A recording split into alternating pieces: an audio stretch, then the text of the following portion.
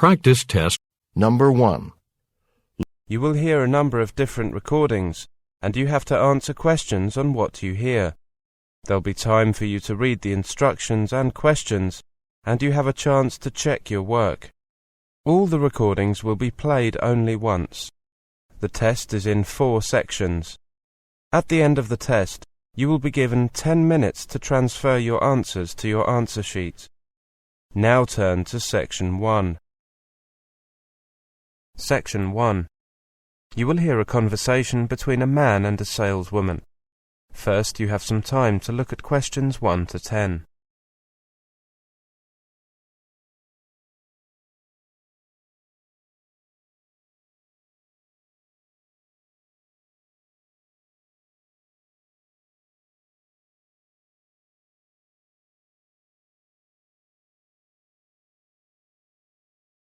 Now listen carefully and answer questions 1 to 10. Good morning, sir. How can I help you? I'd like to rent a car, please. Certainly. What kind of car were you thinking of? Oh, a small or medium-sized one. Could you show me a brochure or leaflet with the different available types? Of course. We have one type of small car and 2 types of medium-sized ones.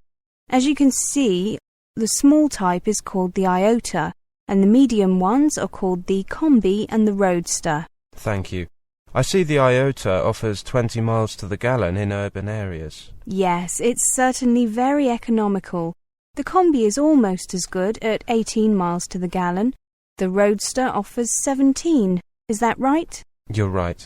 Of course, those mileages go up substantially when driving on motorways. Of course.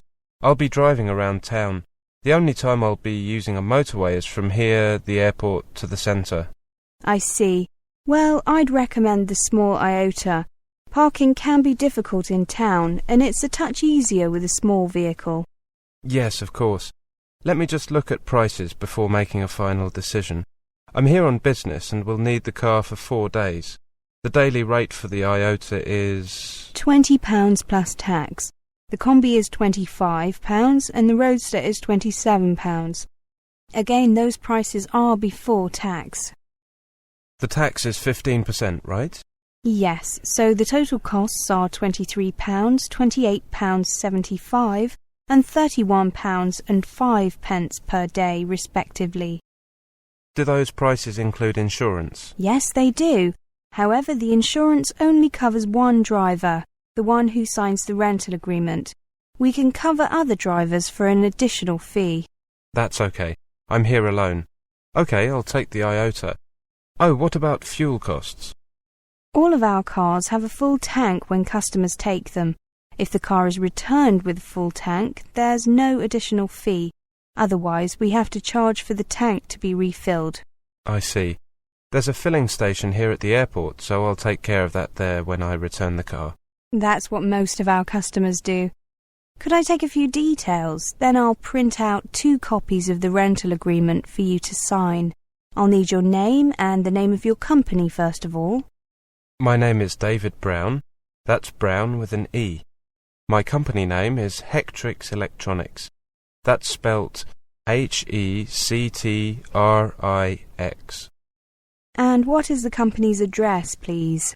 It's Unit 2, Arlington Close, Battleton, Yorkshire. And the telephone number? 0675 934 888. Will you be using a company credit card or your own one? I have a company credit card. There you are. Thank you. I'll just run this through the machine. Could you enter your PIN, please? Thanks. OK, I've entered the details of the rental, but I've left the rest blank in case there are any extra charges, such as fuel. Right. I should sign here, shouldn't I? Yes, please. Now, let me tell you a few things about the car. There's a first aid kit in the boot. That has to be there by law. There's also a torch in the glove compartment, just in case. Do you have a map of the town? No, I don't. I was hoping you could provide one. That's no problem. Here you are. You won't need one for the surrounding area, will you? No, I won't. Thank you. Is that everything? Yes, the car is parked over there. It's the blue one. The registration number is K758SMD. Ah, yes, I see it. Here are the keys. The car has an alarm that you can switch on and off using this button here. Does the car have central locking? Yes, it does. Well, thank you very much. Goodbye. Goodbye, sir. That is the end of section 1. You now have half a minute to check your answers.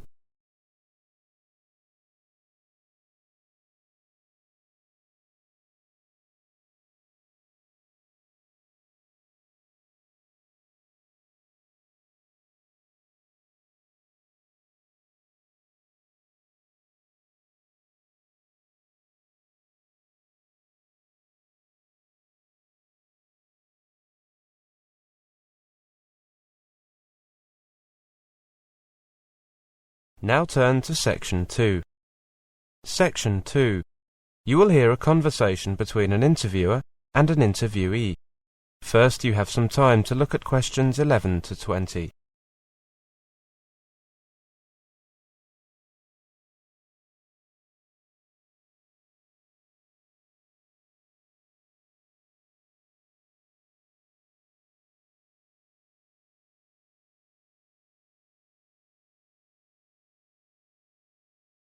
Now listen carefully and answer questions 11 to 20.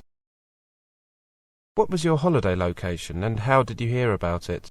My holiday location was New York. I heard about visiting New York from some friends who were there and who were impressed of the beauty of the city and who even decided to stay there and start a new life. My friend and I received an invitation last summer from these friends, so I spent my holiday there. It was the best holiday I've ever been on. So you just went there with one friend, right? Yes, I travelled with my best friend and it was very exciting because it was the first time either of us had travelled by plane. Our excitement grew higher and higher as we got close to New York. At the airport I saw a lot of foreigners who had come there to work or to visit this incredible city. And I must say I was amazed by the number of these foreigners. I don't think I have ever seen so many foreign people in one place. How much time did you spend finding out information about New York and what resources did you use? I gathered the information I needed from my friends who lived there, from the internet, from the brochures that I took from the American Embassy, and of course from the travel agency where I got an idea of the cost of the trip and the flights. We got cheaper tickets by not taking a direct flight. We changed planes in London. Can you tell us the thing you like most in this place? The thing I liked most in New York was definitely the variety of buildings and monuments. I also enjoyed the parks. They were great. New York is a unique city. It's like you are in the middle of the world. It's considered by many to be the economic centre of the world. I also like the people. Some people told me that New Yorkers have a reputation for being unfriendly, but I didn't notice this. Were there any things that you didn't like? I think that the downside of my holiday was that there are crowds on the streets every day, almost all day long. Also, sometimes the bad weather that kept us in the house. How was your accommodation? My friends live in a big flat. My friend and I shared a bedroom, which was very big and comfortable, and most of all, we had the perfect view, overlooking the ocean. So I must say that we had all the comfort we needed. They even gave us access to a computer for us to check our email or to play on when we were in the mood and when the weather was bad. You said that the people there were fine. Yes, the people from New York are very kind, and now I will tell everybody I know this.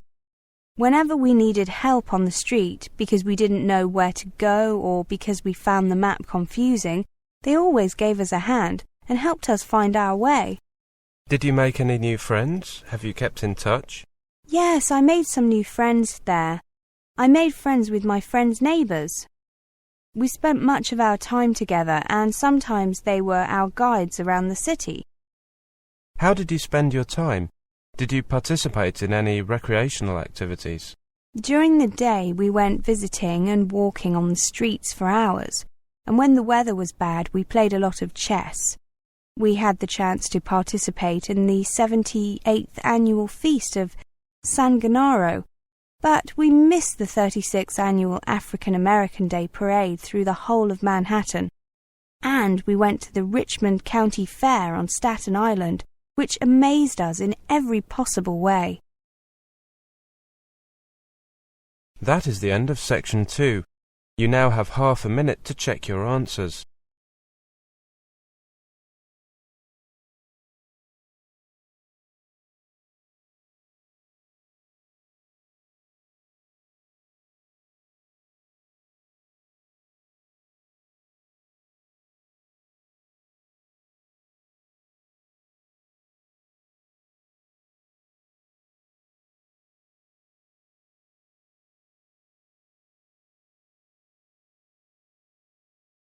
Now turn to section 3.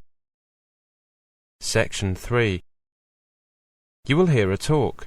First you have some time to look at questions 21 to 30.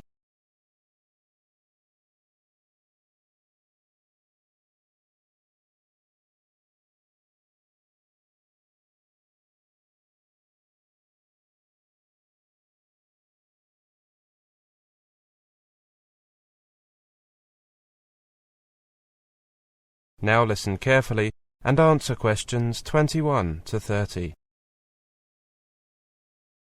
Come in, everyone. The office might be a bit crowded with 4 of us and all these materials. There's coffee over there, help yourselves. Now, we're here to discuss 3 types of learners: kinesthetic, visual, and auditory, and how we can teach each type. I gave each of you one of them to consider. Jack, can we look at yours first, please? You were assigned to kinesthetic learners, weren't you? Yes, I was. The first idea I had was using gestures, particularly finger gestures. Teachers can use them to emphasize stress on certain syllables. They can also use their fingers to write words in the air, spelling out the letters. The second thing is that the teacher can use the board. The teacher can ask students to spell words by going to the board and writing them up. The teacher could also ask students to write a letter each, in order. The teacher could put a poster on the board and students could go to the board with labels and label it as directed by the teacher. Another possibility is to ask students to organize words into categories on the board. Good. The important thing is to keep kinesthetic learners active, moving. Games are good for them. Jack, did you think of any? Yes, Helen. I thought of a couple. One is like charades. Divide the students into 2 or 3 teams. Give the students on one team some words and ask them to act them out. For example, if the word is cold, a student might shiver. The other teams have to guess the words. Good idea. Simple but effective. Well done. Tina? Well, I was asked to think about teaching visual learners. Flashcards are good in my opinion. The students can guess words from seeing part of the flashcard, which can be a word or a picture. Or the teacher can show students the flashcards very quickly. Maybe that's how flashcards got their name. Flashcards can also have different background colours depending on which part of speech they are. Noun, verb, adjective, adverb, etc. Students could also learn from their peers by highlighting words they don't know, in a text for example, then helping each other with unknown words. I know a good game for visual learners. Make a set of cards, half with words on and half with pictures. The cards are face down and students can turn over 2 at a time. If the word and picture match, they keep the cards. If they don't, they turn them face down again and the next student tries. Great idea. Visual learners are often good at categorizing words. Each page in the student's notebook refers to a category of words. Students write new words on the correct page in their notebook for faster recall. For example, page 1 might be food, and page 2 could be telephone phrases.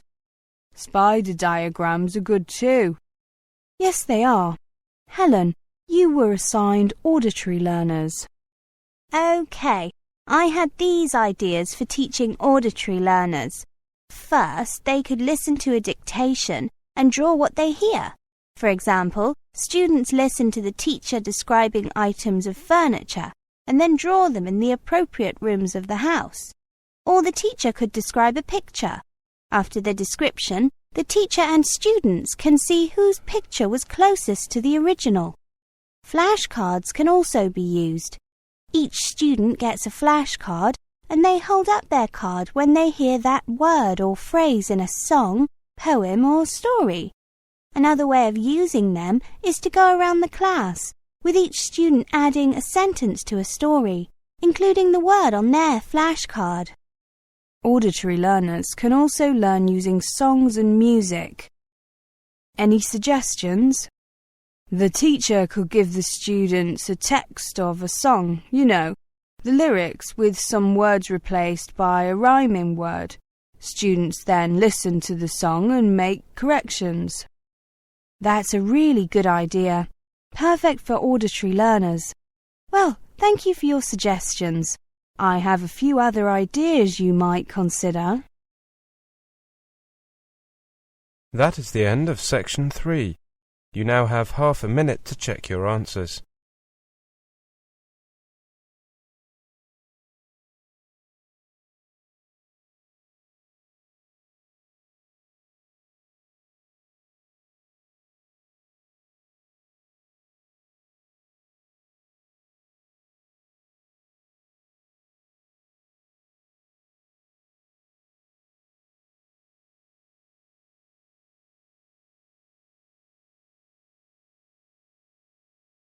Now turn to section 4. Section 4. You will hear a lecture on note-taking. First, you have some time to look at questions 31 to 40.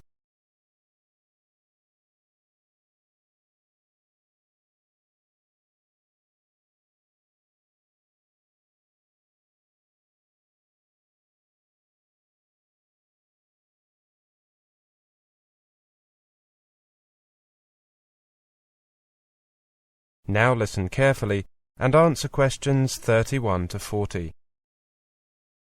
Welcome to this class on note-taking.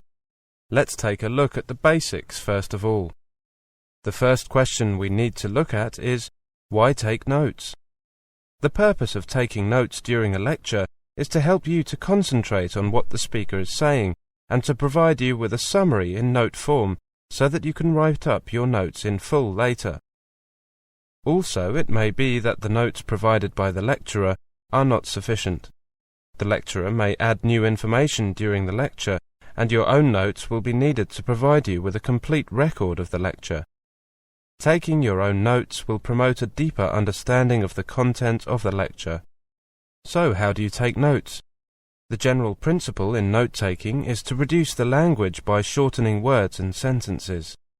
The following advice will help you to take notes efficiently, leaving you free to listen to your lecturer. Remember that these notes are for you, and as such you can use any method you like, so long as it enables you to reproduce the ideas contained in the notes and show how these ideas connect to each other later. However, there are certain principles you should bear in mind, and certain conventions that are commonly used, which you may find useful. First of all, you must be able to determine what you need to write down. What is important to you? How do you know what is important and what is not? This is not an easy question to answer, but there are things you can look out for. The first piece of information you receive is the title of the lecture. This is perhaps the most important single piece of information of the whole lecture, so you should make sure that you write it down in full. Even better, find out what it is beforehand so that you can have time to think about what the lecture will be about. Secondly, listen for direct or indirect signals from the lecturer that tell you what is important. As a direct signal, for example, he or she may say, "This is important, write it down," or "Make sure you get this down," or he or she may make indirect signals such as pausing before saying something important, or saying it slowly, loudly, or with greater stress. Listen for repetition. When the lecturer repeats a point, go back to your first notes and add in any new details or information. When a teacher or lecturer recommends a student to read a book, it's usually for a particular purpose. The book may contain useful information about the topic being studied, or it may be invaluable for the ideas or views that it puts forward, and so on. In many cases, the teacher doesn't suggest that the whole book should be read. In fact, he may just refer to a few pages which have a direct bearing on the matter being discussed. Now, how should you write your notes? As mentioned above, you can make notes in any way that you like, but the following guidelines will help you to develop a style that is both quick and accurate. Concentrate on the important ideas. Avoid repetition and omit things that do not need to be stated specifically, because only you yourself will be reading the notes, and you will know what they are referring to. Summarize important ideas. You can use words that are not used by the lecturer to restate in a shorter form what he or she is saying. Write in short phrases rather than in complete sentences. Many students ask me when they should write up their notes. You might not have time to note down everything you want during the lecture itself, so you must rewrite them as soon as possible, so that you minimize the risk of forgetting something. Finally, you should decide on a personal note-taking style, and be willing to adapt according to whom you are listening. For more practice in note-taking, take a look at these books which can be found in the resource room. Study Listening by Tony Lynch, particularly Units 6 and 12. Then there's Learning to Study English by Brian Heaton and Don Dunmore, especially Units 5 and 10. The first one is published by Cambridge University Press, and the second one is published by Oxford University Press. That is the end of Section 4. You now have half a minute to check your answers.